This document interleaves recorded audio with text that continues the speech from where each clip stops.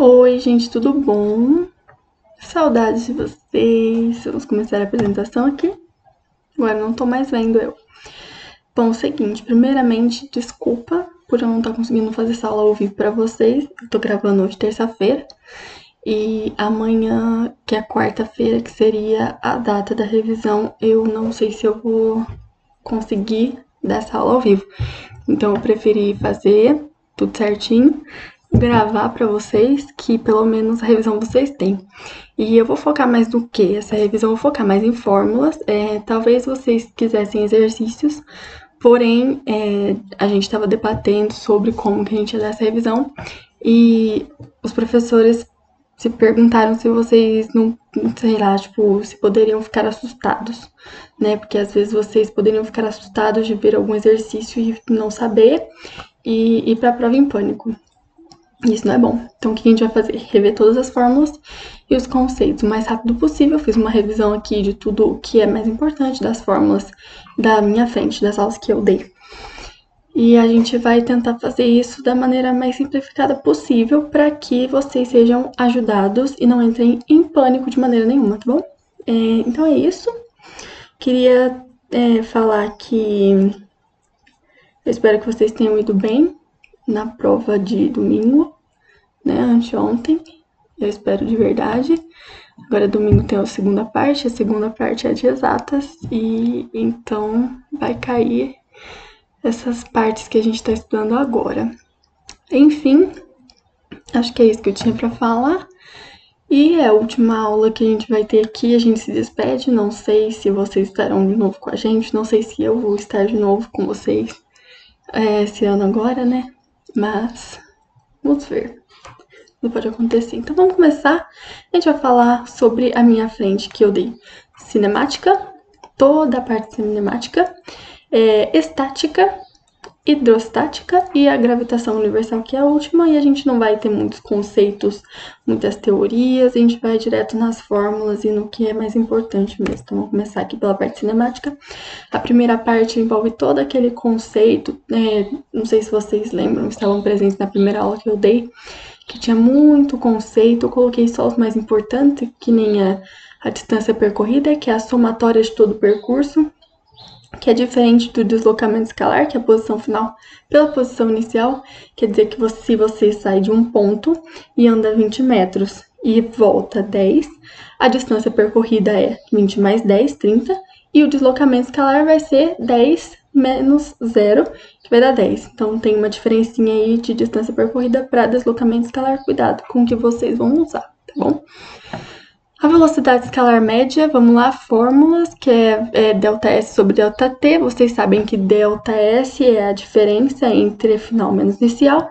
Isso serve para o deslocamento quanto para o tempo, ok? Então a gente tem que velocidade é o deslocamento pelo tempo. A aceleração escalar média é a única grandeza que faz variar a velocidade. Acho que isso vocês já têm bastante na cabeça. E ela é dada pela fórmula ΔV sobre ΔT. Também o ΔV entra como variação final menos inicial, ok? O que a gente tem aqui também na primeira aula que a gente teve? Eu dividi slides por aula, então esse primeiro slide é a primeira aula. A gente estudou o movimento uniforme, que a gente tem apenas uma equaçãozinha, né? A função horária de espaço do mu. O que é a função horária? É uma função que depende do tempo. Ou seja, a gente vai ter dados.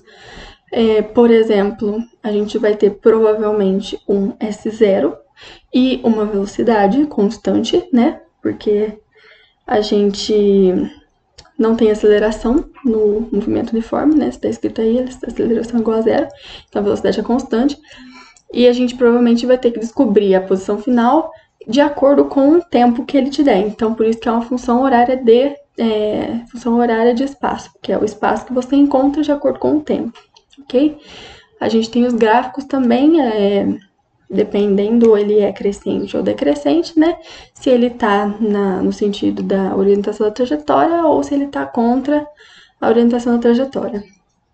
Então, A gente também usa essa equaçãozinha, essa função horária do espaço, para calcular encontros e ultrapassagens. Não sei se vocês lembram, mas quando a gente tem um encontro ou uma ultrapassagem, a gente escreve que a gente tem duas funções horárias do espaço. Então, a gente tem uma função horária para um corpinho que a gente está estudando e outra função horária para outro corpinho.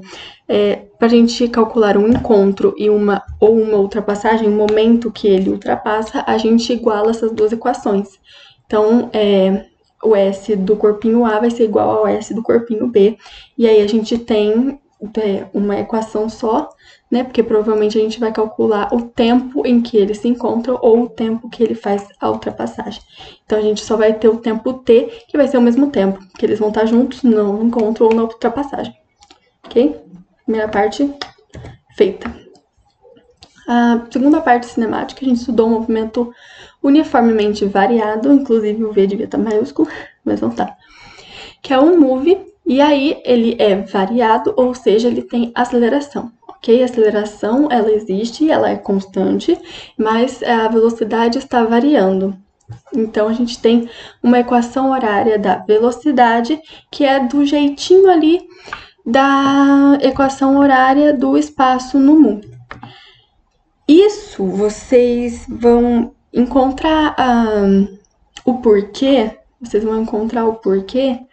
na faculdade. Porque se você deriva uma, você acha outra, que nem você derivar aqui essa função, eu vou falar mais ou menos.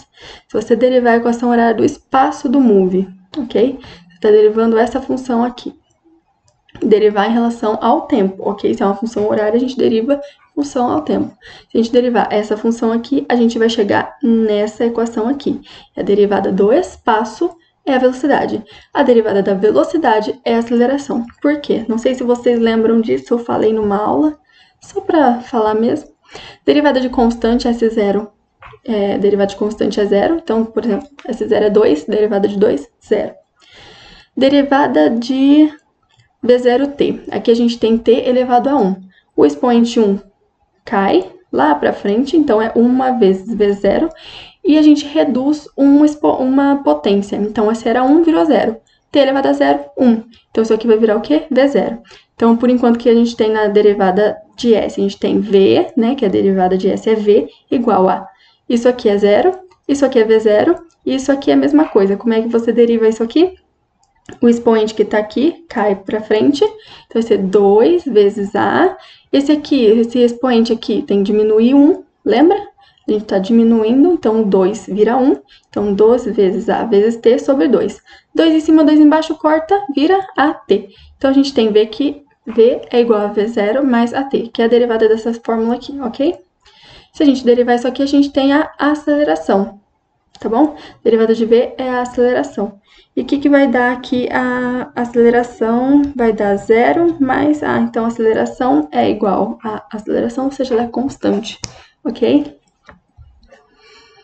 Vamos lá, a gente tem outra formulinha aqui. Então, aqui eu já falei o que é, aqui eu já falei o que é. A gente tem outra formulinha que é a formulinha de Torricelli.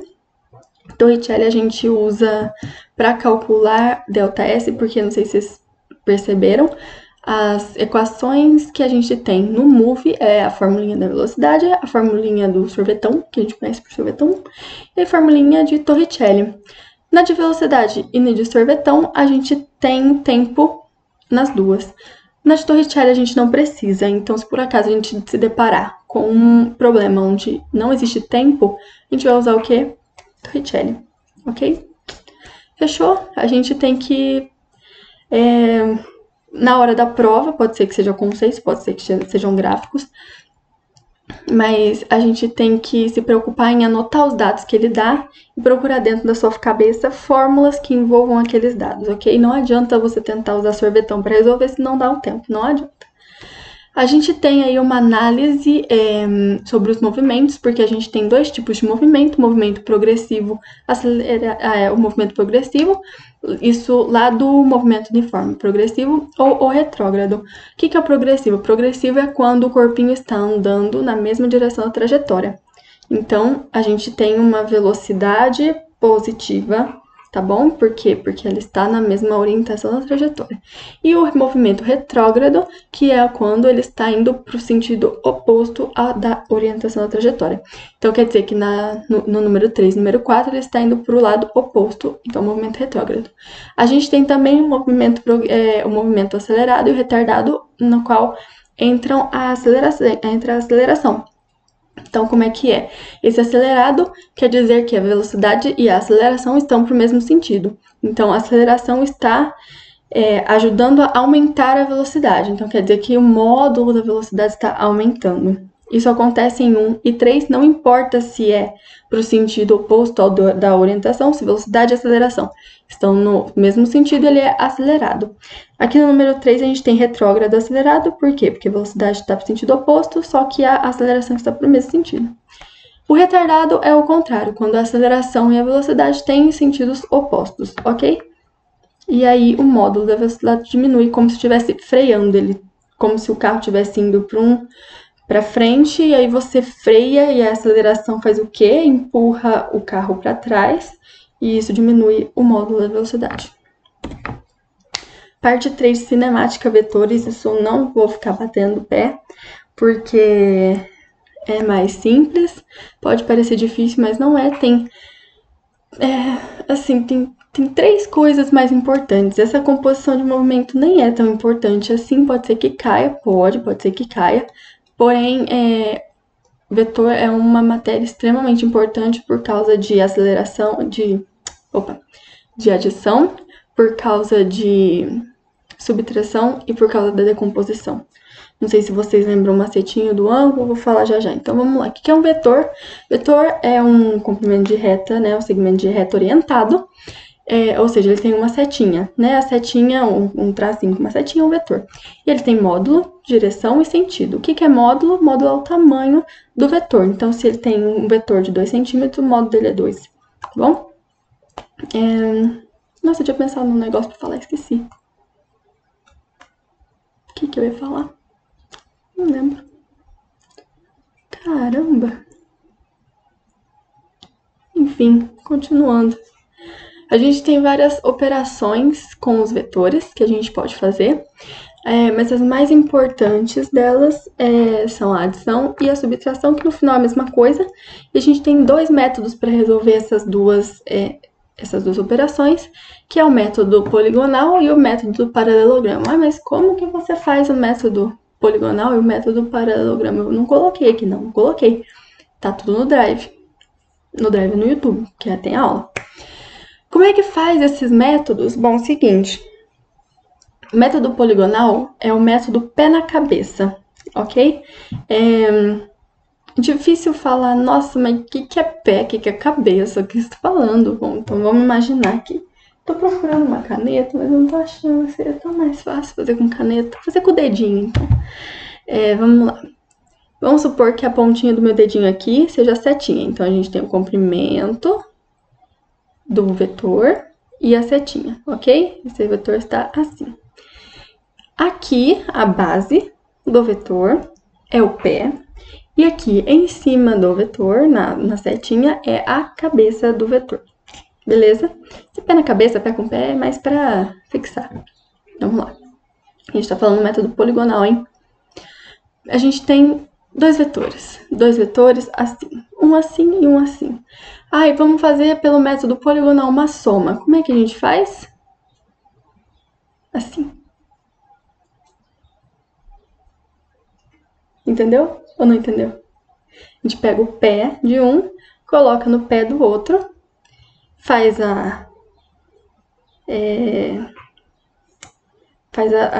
o vetor, né? Que a gente, sei lá, tipo, esse aqui é o primeiro, esse aqui é o segundo. A gente tem que manter uma ordem.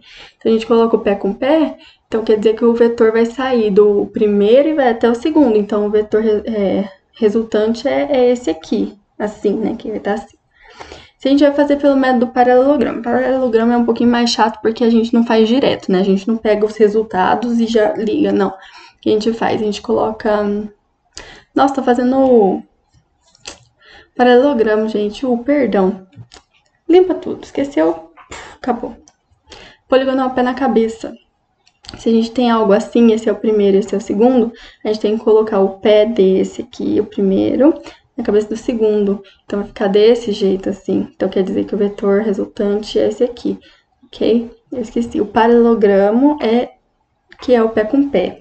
A gente tem aqui. O que a gente vai fazer? A gente vai fazer uma soma, a gente vai fazer uma projeção, tá bom? A gente vai fazer uma projeção. Ou seja, se a gente tem uma coisinha assim, a gente vai fazer essa projeção pra cá e o que tá embaixo pra cima. A gente vai projetar pra fazer o quê? Um paralelogramo, ok? Isso vai virar um paralelogramo.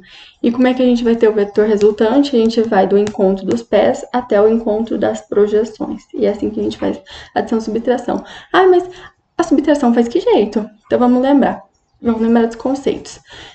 O que é um vetor oposto? Um vetor F, vamos chamar o vetor de F. E o que é o vetor oposto a F? O vetor oposto a F é o vetor menos F. E como é que acontece isso? Se aqui a gente tem um vetor F, que é a cabeça, o vetor menos F é assim. Ele tem o mesmo módulo, porém ele está para baixo. Ok? Então, como é que a gente vai fazer uma subtração? Por exemplo, A menos B. A menos B é a mesma coisa que A mais menos B. Então, quer dizer que a gente tem o vetor A somado com o vetor oposto de B, ok? É uma soma, só que a gente inverte o sentido do segundo vetor. Ah, mas e se a gente tem 3 vetores? Faz 2 primeiro e depois a resultante desses 2 você soma com o terceiro, ok? E assim por diante. Decomposição, a gente tem um macete do ângulo, porque a decomposição, o que é decompor? A gente tem um vetor que está numa diagonal, a gente não sabe as componentes, né? Decomposição, a gente acha as componentes. O que são as componentes?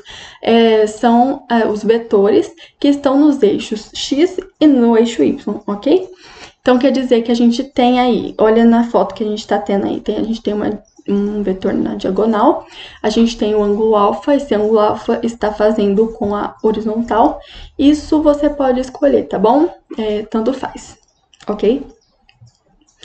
Então, a gente tem aí o ângulo alfa, então a componente de A, que é o vetor A, é a componente não, a decomposição de A, é a componente AX mais a componente AY, ok?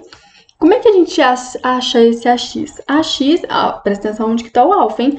AX é o A escalar, é o tamanho de A escalar cosseno de alfa. E o AY é o A vezes o seno de alfa.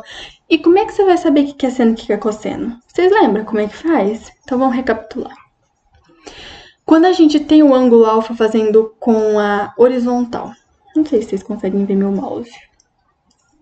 A gente tem o ângulo alfa aqui. A componente AX está aqui, certo? Vocês estão vendo a componente AX no desenho, no eixo X. Essa componente está com o ângulo. Vocês estão percebendo que aqui está com o ângulo alfa. O ângulo alfa está entre o vetor A e o vetor AX. Então, tem que estar com o ângulo. Então, é cosseno. Agora, a componente AY, a gente tem a componente AY no eixo Y e ela está sem o ângulo. Tá vendo que ela está sem o ângulo? Ou seja, é seno de alfa. Então, com o ângulo, cosseno, sem o ângulo, seno. Composição de movimentos, a gente tem a composição de movimentos, que é a velocidade relativa, né? Isso geralmente dá em travessia de rios, isso eu vou passar bem rapidinho. A gente tem a velocidade resultante, que é a velocidade que está na hipotenusa, a gente tem que perceber que forma um ângulo retângulo. Isso forma um ângulo retângulo, ok? Então, a velocidade resultante é o real, ok?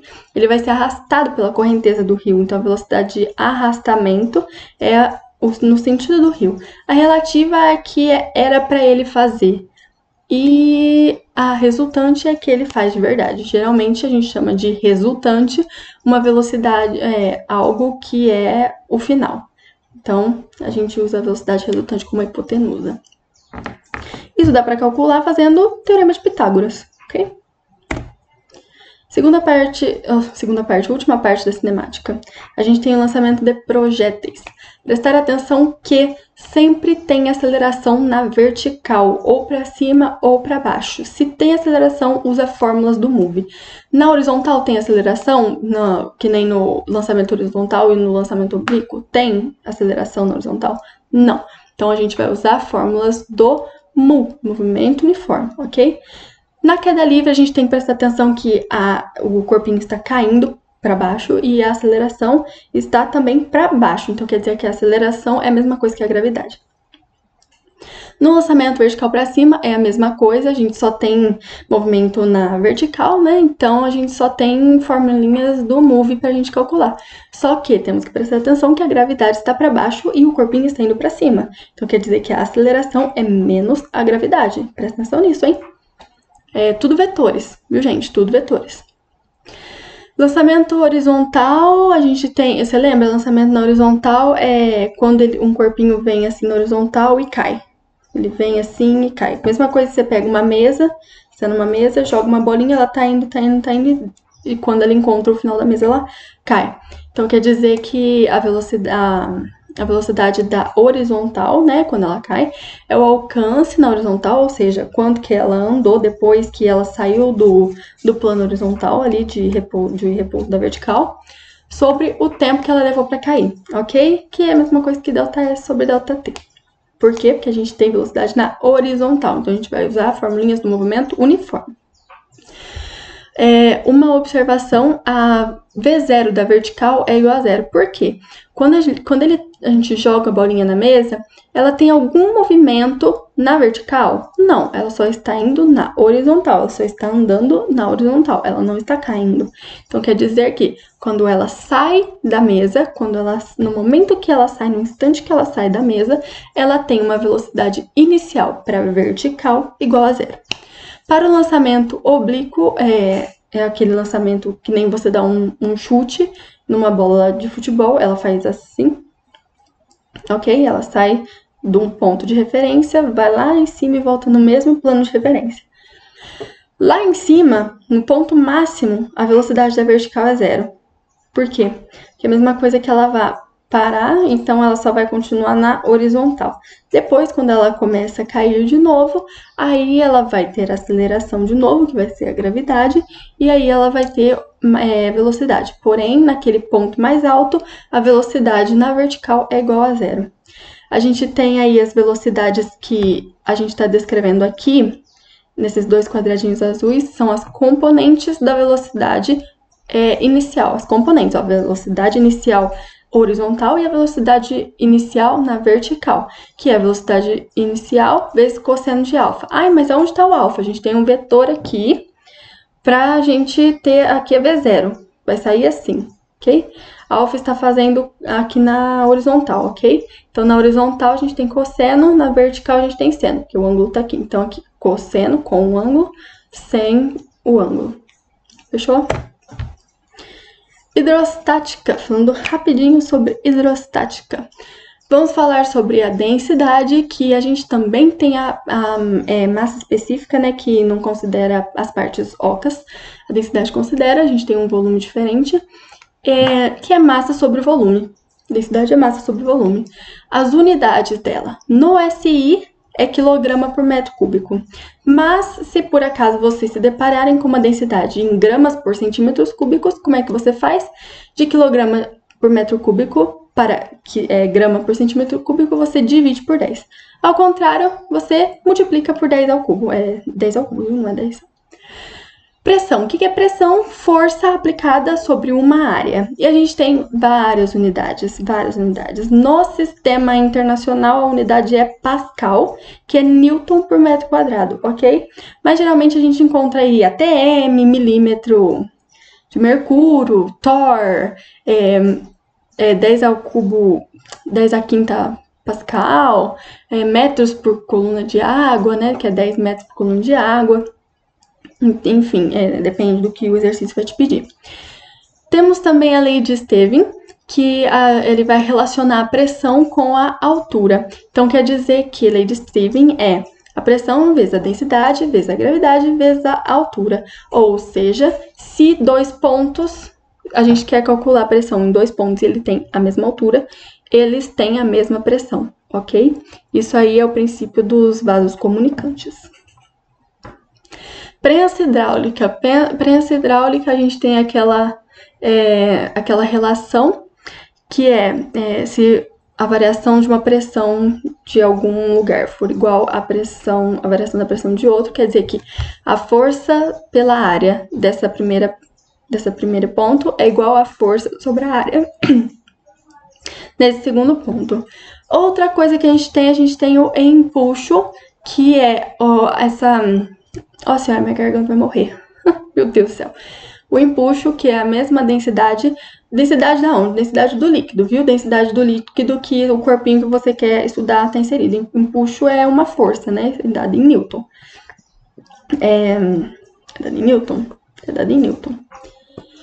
É dado pela densidade vezes a gravidade vezes volume. Que volume? Volume do corpo que está inserido no líquido. Se a gente tiver uma bolinha que está em repouso lá em cima do líquido e só metade dela está inserida no líquido, como é que a gente tem esse volume? Metade do volume de uma esfera. Toma cuidado com isso, viu? Não vai calculando o volume achando que... Toma muito cuidado, é o volume que está imerso no líquido. Aí a gente tem aí que se o corpinho está em repouso, inserido totalmente no líquido, ou ele está... se ele está subindo ou descendo acelerado, quer dizer, se ele está subindo e descendo com velocidade constante, quer dizer que a resultante é zero, se ele está em repouso, ou subindo e descendo com a velocidade constante, né? Quer dizer que a resultante é zero, a gente vai usar formulinhas do movimento uniforme para resolver, porque isso aí geralmente fala, um exercício desse, geralmente, como é que cai? Eu passei lista para vocês. Geralmente é por peso, né? Assim, se tá em equilíbrio, o empuxo que está para baixo, que está para cima, né? O empuxo que está para cima é igual ao peso daquele corpo que está imerso, tá bom? E aí a gente tem aquelas equaçõezinhas. Tome cuidado, porque se está subindo ou descendo, às vezes você quer descobrir se está subindo ou descendo, e aí você faz uma suposição, você supõe que está subindo, então quer dizer que a força resultante é empuxo menos o peso, porque o empuxo está ganhando, então ele é maior. Então, toma cuidado, porque se o resultado no final der negativo, quer dizer que você errou sua suposição e o corpinho está descendo. Ou ao contrário também, se você supôs ao contrário, ok? Estática. Rapidinho. Estática a gente trata de coisas paradas, de equilíbrio, ok? Ou então em movimento constante, sumiu a palavra. Ou seja, a resultante de todas as forças, quando você faz somatório de todas as forças, tem que dar igual a zero. Ou seja, se você tem uma forcinha de 10 para a esquerda, um corpinho aqui, se a gente tem uma forcinha de 10 para a esquerda, para ele estar em equilíbrio, ele tem que ter uma força também de 10 para a direita, ok? É isso que é o princípio do equilíbrio. Para um ponto material, o que é ponto material? Que as dimensões não importam. Então, quer dizer que a gente tem que fazer apenas um somatório de forças no eixo X e no eixo Y. Como é que a gente faz isso? Cuidado! Por acaso, você deu a sorte de encontrar somente vetores nos eixos X e Y? Nossa, beleza, tranquilo. E se você encontra vetores nas diagonais, o que você faz? Você faz a decomposição vetorial e tem que lembrar daquela regrinha com o ângulo ou sem o ângulo. Você escolhe aonde você coloca o ângulo. Não precisa ser só com a componente horizontal, não precisa. Só toma cuidado que se você colocar na componente vertical, você tem que a componente da vertical é cosseno. Muito cuidado com isso. Nossa, gente, meu Deus. Para um corpo extenso, o que é corpo extenso? O corpo extenso é um corpinho que tem as dimensões que importam pra gente, que a gente tem que considerar elas. E o que a gente tem que calcular, geralmente, quando dão esse tipo de coisa? O momento. E o que é momento? Força vezes o braço. Ah, mas o que é braço? Braço é a distância da força até o eixo de rotação, ok? Se a gente tem uma barrinha aqui e o eixinho de rotação está... Deixa eu fazer o contrário. Vocês estão vendo meu anel? Estão vendo meu anel? Meu anel é o eixinho de rotação e a minha mão é a barrinha.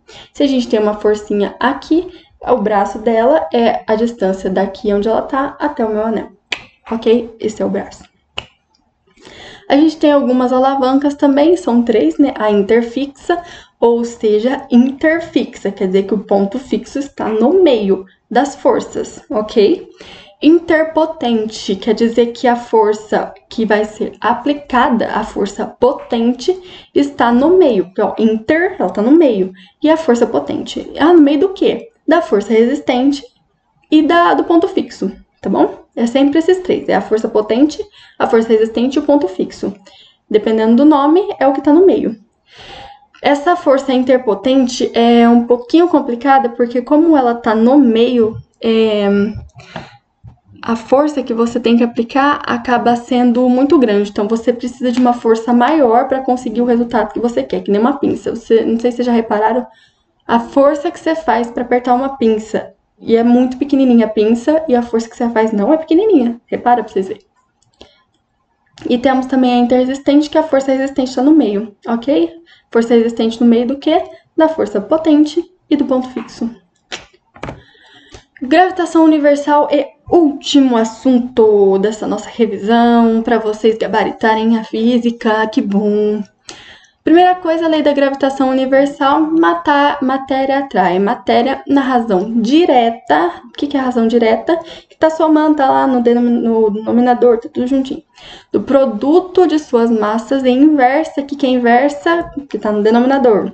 Do quadrado da distância que as separa. Ou seja, Gzão, o que é Gzão? É uma constante de 6,67 vezes 10 a menos 11, e a gente vai usar para calcular as forças gravitacionais. Vezes a massa do planeta que você está calculando, vezes a outra massa que você quer saber, sobre a distância, ok? A gente tem aí a gravidade... lembrei que eu ia falar. A gente tem a formulinha da gravidade, que é G, que é o mesmo G, vezes a massa do que você quer calcular, do planeta que você quer calcular, sobre o raio dele ao quadrado. Show? Isso é fórmula, gente, muita fórmula. Essa aula é maravilhosa de gravitação universal, é ótima. Porém, aqui é revisão. A aula ótima já foi, infelizmente. Temos a velocidade de ejeção. Nossa, que falação que tá pra lá, meu Deus do céu. Eu quero morrer, espero que não esteja dando pra escutar. A velocidade de ejeção, que é a velocidade a raiz quadrada de 2 vezes a massa. É a velocidade, a raiz quadrada de tudo, viu, gente? 2 vezes a massa do planeta que você quer, vezes o Gzão. Lembra? O Gzão é tudo igual, é tudo Gzão. Dividido pelo raio desse planeta. Não tem muito o que falar, gente. Última coisa, último slide, né? A gente tem aqui as leis de Kepler, que provavelmente pode ser que caia, né? Geralmente é isso que cai, se não é a lei da gravitação universal, é a lei de Kepler. Nossa Senhora.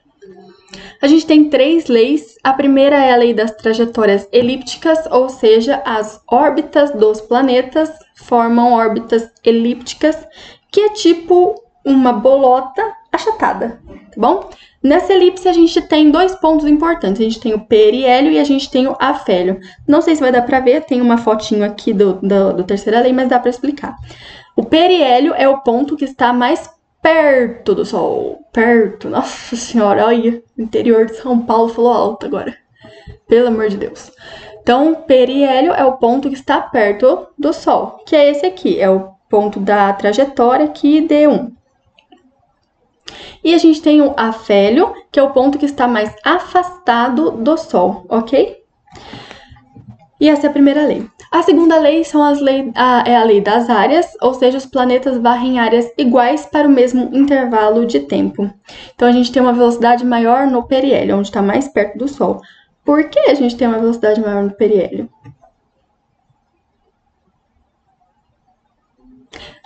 Lembrei, eu achei que eu tinha colocado errado. Opa, calma aí. Porque aqui, eu não coloquei a foto, mas a gente tem que, em um intervalo de tempo t, em um mesmo intervalo de tempo t, ele vai varrer daqui até aqui, por exemplo. Daqui até aqui.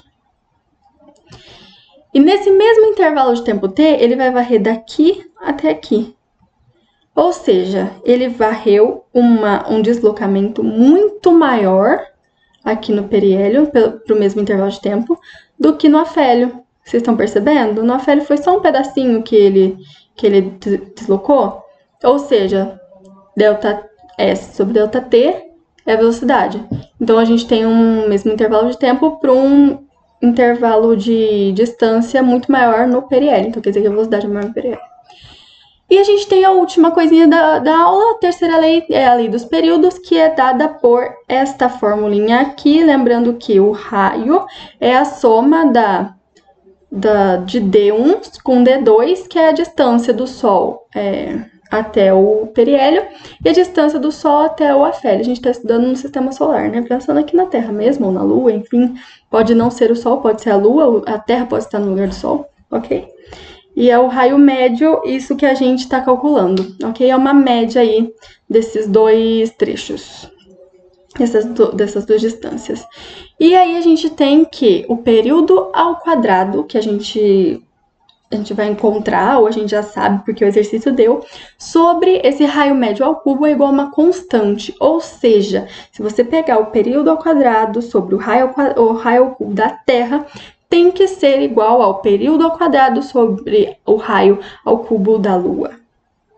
Ok? Isso é uma constante para todos, essa lei vale, porque é uma lei. Ok?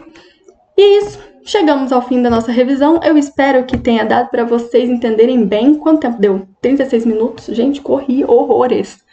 E eu espero que em 36 minutos eu salve vocês do Enem, ok? Desejo a vocês uma ótima prova, que vocês estejam muito tranquilos, muito em paz e que vocês fiquem bem, que vocês estejam bem, né? Porque vocês tiveram que fazer a prova no meio de uma pandemia. E eu espero que vocês estejam bem, que não tenha acontecido nada, se Deus quiser, e que nem aconteça com vocês e nem com ninguém na família de vocês, que todo mundo esteja muito bem e que a gente passe por esse período muito bem. Eu desejo melhor para vocês. Qualquer dúvida pode me falar, vocês sabem meu número, ok? Tem no WhatsApp. E é isso. Muito obrigada por esse ano incrível, ok? Primeiro ano que eu dei aula. E eu amei dar aula para vocês. Muito obrigada mesmo pela atenção e por tudo. Agradeço por tudo e desejo muitas coisas boas e uma ótima prova. Muita tranquilidade, ok? É isso, gente. Encerramos tudo que tínhamos para falar. Tchau, tchau.